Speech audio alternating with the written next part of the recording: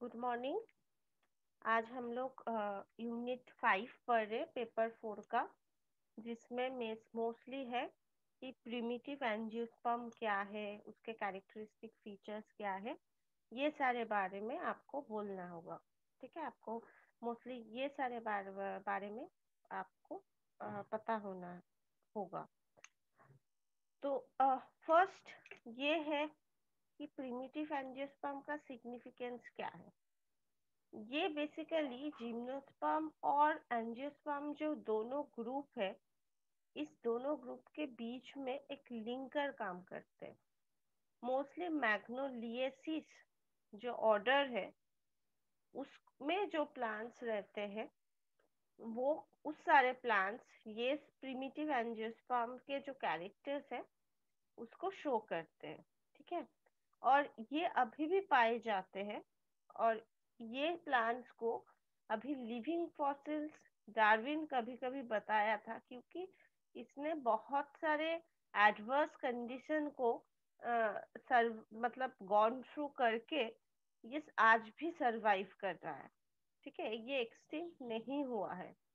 पर इसके आसपास के जितने सारे प्रिमिटिव प्लांट्स था, उस टाइम पे जो प्लांट्स था वो आज नहीं है। तो प्रिमिटिव एंजियोस्पर्म के कैरेक्टर्स होने से पहले पहले ये देख लेते हैं कि ये मैग्नोलिया प्लांट्स है, इसके सीड्स है ना। पहले ये देख लेते हैं, कुछ टेरिडोफाइट्स को भी बोला जाता है कि ये प्रिमिटिव एंजियोस्पर्म्स के लिनिएज है। मतलब प्रिमिटिव एंजियोस्पर्म ये सारे इस ऑर्डर से इसका डेवलपमेंट शुरू हुआ। इसका ओरिजिन जो है वो ये है, जिसको हम बोलते हैं टेरिडोस्पर्म्स। टेरिडोस्पर्म्स बेसिकली आपका, सॉरी, ये टेरिडोफाइटा का नहीं है, ये जिम्नोस्पर्म का है। तो इसको सीड फार्म बोलते हैं। जब हम जिम्नोस्पर्म पढ़ेंगे तब इसके बारे में पढ़ेंगे, जिसको बोला जाता है लाइजिनोप्टेरिस, या उसके वो जिस ऑर्डर में है वो है लाइजिनोप्टेरिडेलिस। इस ऑर्डर के जो प्लांट्स है, माना जाता है ये जो मैंने बोला मैग्नोलियलिस, ये उसी के लीनिएज के है। इसमें जो है ये जो टेरिडोस्पर्म्स है, कुछ डिफरेंस है। और इस वजह से during the course of evolution जो एंजियोस्पर्म सरवाइव कर गया, लाइजिनोप्टेरिस या लाइजिनोप्टेरिडेलिस के जो प्लांट्स है वो सरवाइव नहीं कर पाए। तो ये जो ऐसे जो आप ट्री देखोगे हमेशा, मैंने पहले भी बोला था, ऐसे जो डायग्राम वाला ट्री होता है, इसको बोला जाता है फाइलोजेनिक क्लासिफिकेशन। क्या बोलते हैं? Phylogenic tree, phylogenic classification. जब हम लोग डीएनए फिंगरप्रिंटिंग करके, मार्कस से आरएपीडी आरएफएलपी करके, जब इन लोगों के कौन से प्लांट किसके साथ किसके लिनिएज के जुड़ा हुआ है, या किसके साथ कौन से प्लांट का एफिनिटीज है, ये सब जब हम ऐसे टेबुलर फॉर्म में बनाते हैं, तब उसको हम बोलते हैं फाइलोजेनेटिक ट्री। तो ये सब देखना, ये ये जो एंजियोस्पर्म्स है, ये बोलो या साइकैड्स गिंगो बोलो, ये सब एक ही लिनिएज से आया है। ठीक है, वो है आपका सीड एम्ब्रियो वाला जो प्लांट्स है, वो सारे प्लांट्स। मतलब एक चला गया है जिम्नोस्पर्म बना के, और दूसरा चला गया है एंजियोस्पर्म बना के। ठीक है, अब हम ये देखते हैं टेरिडोस्पर्म के कौन कौन से ऐसे कैरेक्टर है जो बेसिकली जिससे हम बोल सकते हैं कि एंजियोस्पर्म के साथ मतलब एंजियोस्पर्म टेरिडोस्पर्म्स के ही लीनिएज है। फर्स्ट जो है, टेरिडोस्पर्म का जो स्टेम है वो सिंपल होते हैं और मोनोपोडियल ब्रांचिंग आप शो देखोगे। ठीक है, नेक्स्ट जो है, इसके जो लीव्स है बहुत लार्ज है, ये पिनेटली ब्रांच्ड है। कैम्बियम आप देख पाओगे डिस्टिंक्टली। और मेगा माइक्रोस्पोरोफिल एंड मेगास्पोरोफिल ये एक ही प्लांट में पाए जाते हैं। ठीक है, और ये मोनेशियस प्लांट्स है। ये जो माइक्रोस्पोरोफिल और मेगास्पोरोफिल ये क्या करते हैं, ये एक ही स्ट्रोबिली में दोनों नहीं पाते हैं, ठीक है। तो ये जो स्ट्रोबिली लाइक कैरेक्टर्स है, जहाँ पर ये माइक्रोस्पोरोफिल एंड मेगास्पोरोफिल एक ही प्लांट में है, बट वो एक डेफिनिट एक सिंगल स्ट्रोबिली में अटैच्ड नहीं है दोनों एक साथ। ये characters basically evolutionary potentiality show करते हैं कि मे बी एंजियोस्पर्म इसी के लिनिएज है, ठीक है। अब आ जाते हैं, हमारा एक बेसिक क्वेश्चन होते हैं कि क्यों why we flowering plants able to supplant gymnosperm as well as many fern groups, क्यों इसको जिम्नोस्पर्म को सप्लांट्स करते हैं फ्लावरिंग प्लांट्स, क्योंकि मोस्टली जो होता है एंजियोस्पर्म का जो कैरेक्टर आप देखोगे या फ्लावरिंग प्लांट्स का जो कैरेक्टर्स देखोगे, उसमें आप देखना कि इसका जो रिप्रोडक्टिव जो स्ट्रक्चर है, मोस्टली वेजिटेटिव स्ट्रक्चर तो छोड़ दो, वो तो ठीक है ड्यूरिंग कोर्स ऑफ इवोल्यूशन में इतना इम्पोर्टेंट रोल प्ले नहीं करता है जितना रिप्रोडक्टिव स्ट्रक्चर करते हैं। तो रिप्रोडक्टिव जो फीचर्स है वो क्या करते हैं, वो बहुत वेल डिफाइंड है। और इस वजह से क्या किया किया गया, जितना एडाप्टेशन होना है वो सारे रिप्रोडक्टिव देखना, ब्रायोफाइट में अगर होगा वो में उसमें भी तभी ब्रायोफाइट सरवाइव कर पाए जब उसने अपने रिप्रोडक्टिव स्ट्रक्चर को मल्टी लेयर्ड कर दिए। टेरिडोफाइट में भी ऐसा है ना, एक तुरंत लीप हो गया गैमेटोफाइट से स्पोरोफाइट के ऊपर डिपेंडेंसी, है ना। फिर जिम्नोस्पर्म, जिम्नोस्पर्म में भी आप देखो नेकेड सीड, पहले हमें सीड्स प्लांट मिलना शुरू हो गया, है ना।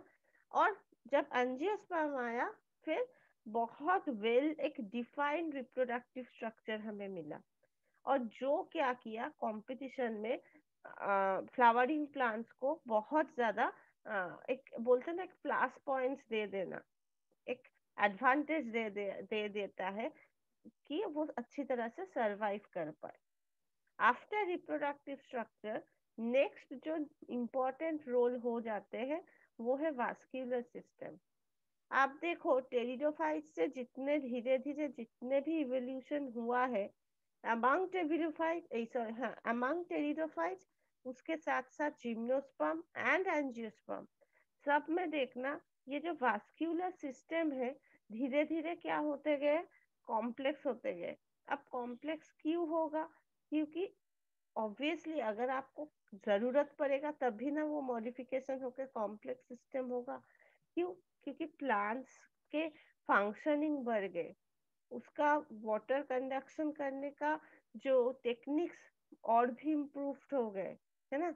इसलिए क्या हो जाता है वास्कुलर सिस्टम भी इम्प्रूव्ड हो जाते हैं, जाइलम बड़ा हो जाता है for better conduction of water, ठीक है। और जो वॉल होते हैं वेसल्स का वो थीन वॉल होते हैं, और ट्रैकिड्स भी वेल डेवलप्ड होते हैं, वाटर बहुत इजीली मूव कर सकता है वेसल्स के थ्रू से, ठीक है। Not only xylem, phloem also. अब फ्लोएम आप एक वर्ड जानते होंगे, सोर्स एंड सिंक, है ना।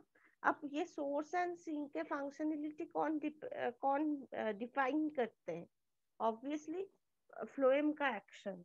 अब फ्लोएम के एक्शंस में ये जो सीफ ट्यूब एलिमेंट्स बोलो वो एक इम्पॉर्टेंट रोल प्ले करता है, ठीक है। जिम्नोस्पर्म में क्या हुआ था, हमें सीफ ट्यूब्स नहीं मिला था, हमें सीफ सेल्स मिला था, है ना।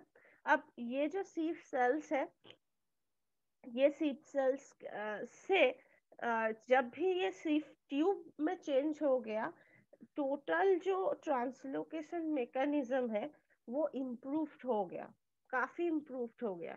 तो ये सारे पॉइंट्स के लिए एक तो हो गया आपका advance reproductive feature, next well developed vascular system with better conduction of water through xylem, and better translocation, better source sink interactions by angiosperms, sperm phloem.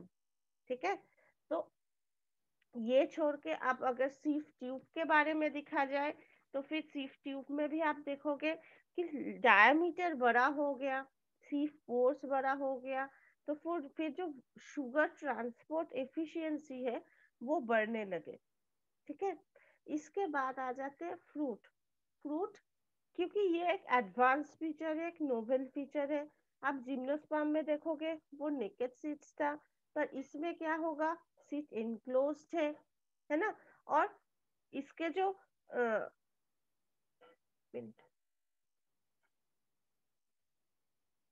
Seeds जो है वो फ्रूट फ्रूट में रहते हैं, वो डिस्पर्सल होते, डिस्पर्स करते हैं। डिस्पर्स मतलब एक जगह से दूसरे जगह जाना, किससे होते हैं, विंड से होते हैं। तो अकॉर्डिंग टू डिमांड जो सीड्स है उसके कैरेक्टर्स चेंज हो जाते हैं। अगर डिस्पर्सल विंड से होगा तो आपका जो सीड्स है वो बहुत लाइट होंगे। क्यों? क्योंकि वो आराम से एक जगह से एक जगह जाएगा। बहुत जगह में सीड्स विंड हो जाते हैं। कुछ अगर आपका डिस्पर्सल नहीं, मुझे वाटर में होना चाहिए, तो ऐसा होगा कि वो बाउंड्री में रह पाए। एनिमल होगा तो फिर एनिमल से डिस्पर्स होगा तो फिर उसमें स्पाइंस ये वगैरह रहेगा, जिससे बहुत आसानी से एक जगह से दूसरे जगह में जा सकते हैं। उसके बाद कुछ जिम्नोस्पर्म है जिसमें फ्लेशी एरियल्स पाए जाते हैं या फिर स्केल्स पाए जाते हैं, पर एंजियोस्पर्म में ये इतना इलाबोरेट हुआ नहीं है। ठीक है, तो ये एक इम्पोर्टेंट कैरेक्टर्स है जिम्नोस्पर्म का। नेक्स्ट आ जाते हैं seedling hypothesis. Seedling hypothesis basically William bond ने ये हाइपोथेसिस शुरू किए थे। उन्होंने क्या किए थे, ये जो जितने मैंने आपको फीचर्स बोला, दैट मीन्स एंजियोस्पर्म्स के जितना एडवांस फीचर्स बोला जिससे वो जिम्नोस्पर्म से इवोल्यूशनरी ट्री में आगे चले गए, उसको उन्होंने क्या किया, एक हाइपोथेसिस में फॉर्मुलेट करके वो प्रेजेंट किए, और इसको हम बोलते हैं सीडलिंग हाइपोथेसिस। ये बेसिकली आपको ये दर्शाता है कि इवोल्यूशनरी ट्री में और या फिर इवोल्यूशनरी सीरीज में, कोर्स में जिम्नोस्पर्म के डोमिनेंस क्यों है। उन्होंने ये बोला कि अगर एक जिम्नोस्पर्म और एंजियोस्पर्म को अगर हम कंपेयर करें तो फिर वो एक्चुअली जिम्नोस्पर्म होगा टॉर्टोइस, मतलब बहुत धीरे धीरे इवोल्यूशनरी मूवमेंट में उन्होंने इवोल्यूशनरी कोर्स में खुद को चेंज किया, ज्यादा चेंज नहीं कर पाई, इसलिए अपना डोमिनेंस हुआ नहीं। वेरस एंजियोस्पर्म बहुत फ्रीक्वेंटली उसने डोमिनेट कर लिया, और इस वजह से क्या हुआ, उसने बहुत ज्यादा इसका डोमिनेंस बहुत ज्यादा बढ़ गया। ठीक है, अगर आप जिम्नोस्पर्म्स के कैरेक्टर्स देखोगे, मोस्टली जिम्नोस्पर्म्स क्या होता है, वुड लाइक स्ट्रक्चर पाए जाते हैं, स्लो ग्रोइंग होते हैं। ठीक है ना, धीरे धीरे ग्रो करते हैं, बहुत लंबा प्लांट्स पाए जाते हैं, और इसके जो रिप्रोडक्टिव स्ट्रक्चर है बहुत लेंदी है। अगर लेंदी लाइफ साइकिल होते हैं ना कहीं पे, उसको हम लोग अच्छा क्वालिटी नहीं मानते। क्यों? क्योंकि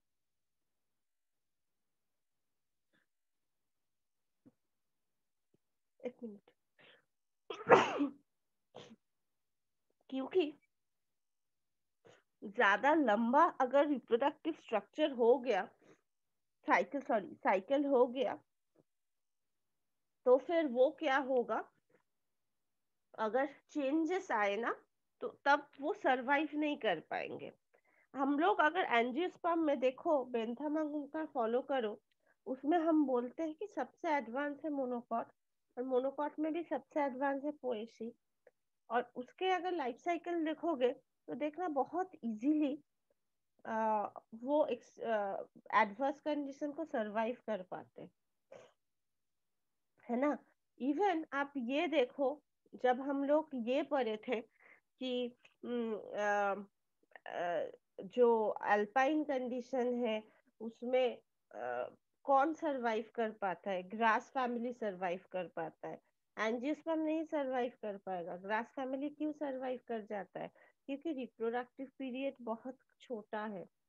तो इतने कम रिप्रोडक्टिव पीरियड्स में वो क्या करेगा, जब भी जरूरत पड़ेगा वो एडवर्स कंडीशन में वो डोरमेंसी में चला जाएगा। और जब भी फेवरेबल कंडीशन होगा, कम टाइम के लिए भी होगा, इसलिए उसका रिप्रोडक्टिव साइकिल इतने छोटे हैं, वो आराम से सरवाइव कर जाएगा। ठीक है। नेक्स्ट जो है, जो मैंने अभी बोला कि इसका जो जुवेनाइल स्टेज है वो भी बड़ा है। ठीक है। कॉटिलिडन्स बोलो या फिर यंग लीव्स बोलो, ये ठीक होते हैं, एवरग्रीन होते हैं। अब एवरग्रीन होगा मतलब आपको हमेशा फोटोसिंथेसिस ज्यादा करना पड़ेगा, है ना। तो बहुत उसमें क्या होगा, आपका बहुत ज्यादा एनर्जी को ड्रेनेज करना पड़ेगा। और ये चेंजेबल नहीं है कि नहीं, अभी हमारा कंडीशन ऐसा नहीं है कि मैं इतना एनर्जी दे पाऊँ, तो मैं अपना कैरेक्टर्स चेंज कर रही हूँ, नहीं है। ठीक है। फिर ट्रैकिज बोलो, सिफ सेल्स बोलो, सिफ ट्यूब है नहीं, इन सिफ सेल्स है। और ट्रैकिज भी है पर इतने वेल डेवलप नहीं है, रिलेटिवली इनएफिशिएंट बोल माना जाता है। तो इस वजह से क्या होता है, इसका जो ग्रोथ रेट बोलो या फिर सर्वाइबिलिटी के जो क्वालिटी बोलो, वो बहुत स्लो है। ठीक है। वेरस एंजियोस्पर्म, मोस्टली एंजियोस्पर्म्स क्या होता है, हार्ड होता है। और जो मैंने अभी बोला कि इसके जो रिप्रोडक्टिव साइकिल्स है ये बहुत शॉर्ट होते हैं। ठीक है। तो और इस वजह से क्या होता है, एडवर्स कंडीशन में ये आराम से डोरमेंसी में चला जाता है। जब भी फेवरेबल कंडीशन हुआ, अगर थोड़े टाइम के लिए भी हुआ, तो वो आराम से उठ के अपना पूरा लाइफ साइकिल खत्म कर लेता है। ठीक है। कॉटिलिजन थीन होते हैं और लीव्स भी थीन होते हैं, लीव्स डेसिडुअस होते हैं। इस वजह और क्या होता है, ये अपने फोटोसिंथेटिक बोलो या फिर और भी मेटाबॉलिक प्रोसेस को लेटरली डिस्ट्रीब्यूशन ऑफ लेबर कर चुके हैं कि मैं ज्यादा एनर्जी अगर मुझे खर्च करना पड़ेगा, तो मैं ऑल्टरनेटिव और एक प्रोसेस शुरू करूंगी। आप C3 देखो, C4 देखो, कैंप देखो, ये इसको पता है कि मैं दिन में अगर मैं फोटोसिंथेसिस करूंगी मुझे मैक्सिमम एनर्जी लगेगा, चलो मैं दिन में नहीं करूंगी, मैं रात में करूंगी। जो हमारा कैंप के साइकिल्स है ना, दैट मीन्स वो बहुत अच्छी तरह से अपने एनर्जी को बहुत अच्छी तरह से डिस्ट्रीब्यूट कर पाते हैं। वेसल्स बोलो, सिर्फ जो टाइप्स के मेंबर्स बोलो, ये भी बहुत एफिशिएंट है। इस वजह से क्या हो रहा है, इसका जो सीडलिंग के ग्रोथ रेट जो है ये बहुत, मतलब बहुत रैपिड है। ठीक है। और ऑब्वियसली इसमें क्या होगा, इस वजह से क्या होगा, कंपटीशन में जिम्नोस्पर्म से ज्यादा एंजियोस्पर्म का डोमिनेंस होगा, क्योंकि एंजियोस्पर्म को कंपटीशन कम करना पड़ रहा है। ठीक है। इवन अगर कोल्ड टेम्परेचर होगा, उसमें भी आप देखोगे एंजियोस्पर्म का एनर्जी कम लग रहा है। इवन वो न्यूट्रिएंट डेफिशिएंट सॉइल्स में भी सरवाइव कर सकते, पर जिम्नोस्पर्म का वो नहीं होगा, वो बहुत फिक्स्ड है, मुझे ये चाहिए तो चाहिए, अदरवाइज मेरा नहीं हो पाएगा। ठीक है। तो ये है एक्चुअली एंजियोस्पर्म बोलो कैसे एक फ्लावरिंग प्लांट्स रिप्रोड्यूस करते हैं, आप जानते हो। अब माइक्रोस्पोर किसको बोलेंगे, बहुत जगह में क्वेश्चन में पूछा जाता है, माइक्रोस्पोर किसको बोलेंगे, माइक्रोस्पोर एंथर को बोलेंगे, है ना। तो ये है, और मेगास्पोर किसको बोलेंगे एंजियोस्पर्म में, हम उसको एक को बोलेंगे। ठीक है। ये समझ में नहीं आता है। हमारा गैमेटोफाइटिक जनरेशन कौन सा है, ये जो रिप्रोडक्टिव स्ट्रक्चर है। तब देखो कितने गैमेटोफाइटिक जो, सॉरी स्पोरोफाइटिक जो रिप्रोडक्शन स्ट्रक्चर है, ये कितने शॉर्ट टाइम पे वो रिप्रोडक्शन कर लेते हैं, है ना। नेक्स्ट है primitive angiosperm. Mostly primitive angiosperm के जो दो ऑर्डर है, उसमें भी मैग्नोलिएसिस को ही अगर एक ही पूछा जाए तो वो मैग्नोलिएसिस है, जिसके अंदर विंटरेसी होंगे, मैग्नोलिएसी होंगे, डीजेनियरेसी होंगे। ठीक है। हिमाटन ड्रेसी होंगे, यूपोमेटिएसी होंगे, एनोनेसी होंगे, ये सारे होंगे। और क्या है, और एक लॉरलिस। लॉरलिस लॉरलिस में आपका एस्ट्रोबेलिएसी होंगे, एम्बोरेलेसी होंगे, ठीक है, मोनिनिएसी होंगे, और कैलिकैंटेसी होंगे। तो ये आपको याद रखना होगा। ये दो ऑर्डर में, दो ऑर्डर क्या है, उसमें क्या क्या फैमिली है, ठीक है। और नेक्स्ट है ट्रोकोडेंड्रेलिस। ट्रोकोडेंड्रेलिस में ट्रोकोडेंड्रेसी और टेट्रासेंट्रेसी, ये दो फैमिलीज है, ठीक है। ये छोड़ के अगर आप रैननक्यूलेलिस बोलो, निम्फियलिस बोलो, पाइपरलिस बोलो, इसी को भी हम प्रिमिटिव बोलते हैं। पर अगर क्वेश्चन आए तो फिर अगर बोला जाए तो कौन ज्यादा प्रिमिटिव है, मोस्टली सब लोग मानते हैं मैग्नोलिएसी फैमिली सबसे ज्यादा प्रिमिटिव है। पर कुछ के अंदर अब डाउट अभी भी है, वो विंटरिसी को मानते हैं। तो अगर आप फाइलोजेनेटिक ट्री में भी जाओगे, ये है आपका एंजियोस्पर्म। एंजियोस्पर्म में ये है फाइलोजेनेटिक ट्री, जिसमें ये है मैग्नोलिएडी, ठीक है। मैग्नोलिएडी के अंदर मैग्नोलियलिस एंड लॉरेलिस है। और आपका इधर है पाइपरेलिस, ठीक है। फिर इधर है एस्ट्रोबेलियलिस, ठीक है। निम्फिएसी फैमिली, निम्फियलिस इसमें है, एम्बोरेलिस ये है। तो ये सारे बाद में आए हैं, देखो ये बाद में आए हैं। सबसे पुराना आपको ये है, इसमें भी आपको ये है ना। इसमें भी मोस्टली मैग्नोलियसिस को ही माना जाता है कि ये आपका सबसे एडवांस फीचर शो कर, सबसे प्रिमिटिव फीचर शो करते हैं, ठीक है।